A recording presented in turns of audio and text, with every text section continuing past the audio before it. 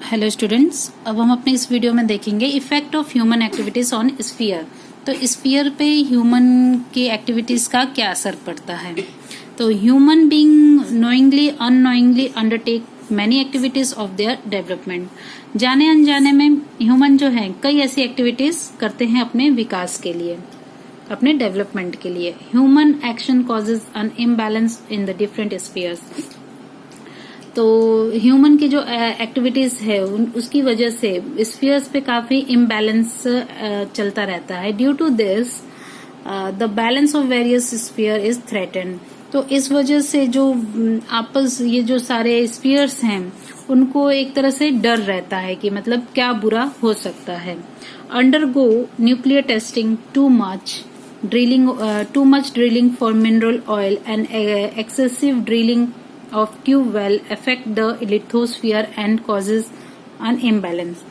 तो ये जो ड्रिलिंग की जाती है, न्यूक्लियर टेस्ट किए जाते हैं मिनरल ऑयल के लिए, जितनी खुदाई की जाती है या ट्यूब वेल्स के लिए, तो ये लिथोस्फीयर पर एक हार्म करता है। उसमें बैलेंस जो है, लिथोस्फीयर का जो बैलेंस है वो बिगड़ जाता है, इम्बैलेंस हो जाता है।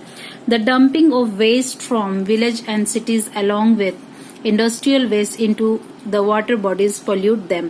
तो ये जो वेस्ट मटेरियल है, इंडस्ट्रीज का वेस्ट है या कोई भी विलेज सिटीज का वेस्ट है, वो जो डंप किया जाता है वाटर बॉडीज में, तो वो वाटर को पॉल्यूट करता है। The polar caps have started melting due to increasing heat.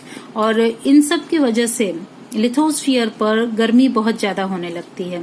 तो जिस वजह से ये जो पोलर कैप्स हैं, जो आइस कैप्स हैं, वो पिघलने लगते हैं। The oil spills from ship and disposal of industrial and chemical waste into the water causes the destruction of marine life which is highly dangerous for the hydrosphere. तो ये जो वाटर बॉडीज में waste को dump किया जाता है, तो ये पूरी की पूरी जो मैरीन लाइफ है, जो मतलब पानी में जो जीव जंतु है, उनकी लाइफ को क्या कर रहा है, डिस्टर्ब कर देता है, पूरे के पूरे डिस्ट्रक्ट कर देता है। हाइड्रोस्फीयर के लिए एक बहुत ही ज्यादा खतरा है इस तरीके का वेस्ट डंप करना। Harmful gases emitted by industries, workshops, power stations and vehicle pollute air.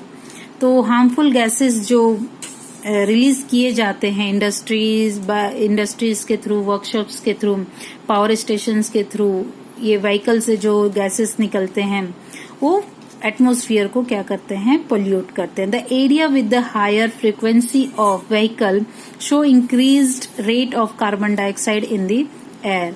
तो इस वजह से क्या होता है कि एटमॉस्फेयर में कार्बन डाइऑक्साइड की मात्रा बढ़ जाती है। एयर में कार्बन डाइऑक्साइड की जो क्वांटिटी है वो ज्यादा हो जाती है। The amount of CO2 in the air increase due to the cutting of trees. और ये जो हम पेड़ कट करते हैं, ट्रीज को कट किया जा रहा है, इसकी वजह से भी CO2 की मात्रा बढ़ रही है। ऑक्सीजन जैसा हमें पता ही है कि सबसे ज्यादा हमें पेड़ों से मिलता है, बट अगर वही कट हो जाएंगे तो ऑक्सीजन कम हो जाएगा और CO2 इंक्रीज हो जाएगा। In this way human activity affect the biosphere. तो इस तरीके से हम कह सकते हैं कि मतलब ह्यूमन की एक्टिविटीज की वजह जो ये सारे इफेक्ट्स हैं बायोस्फीयर पे। Heat on the earth increase due to increase in CO2 in air. और जो अर्थ गर्म होता जा रहा है डे बाय डे, वो भी एक रीजन है। CO2 की मात्रा बढ़ती जा रही है, जिस वजह से अर्थ क्या होता जा रहा है, गर्म होता जा रहा है। तो ये कुछ इफेक्ट्स थे। The nurturing links of nature and endangered due to the exploitation of environment which endangers the biosphere। तो ये जो environment को exploit किया जा रहा है, तो ये biosphere के लिए भी एक danger है, खतरा है, उसको भी exploit हो रहा है। तो ये human activities के effect थे biosphere पर या lithosphere पर, हाइड्रोस्फीयर पर, सभी डिफरेंट स्फीयर्स पे हमने देखा कि ह्यूमन एक्टिविटीज का किस तरीके से असर पड़ रहा है। तो यहाँ पर ये हमारा चैप्टर कंप्लीट होता है और आई होप कि आप लोग अच्छे से समझ गए होंगे। तो नेक्स्ट वीडियो में हम इसका रिटन पोर्शन जो है, हमारा राइटिंग वर्क जो है, वो कंप्लीट करेंगे। तो थैंक यू।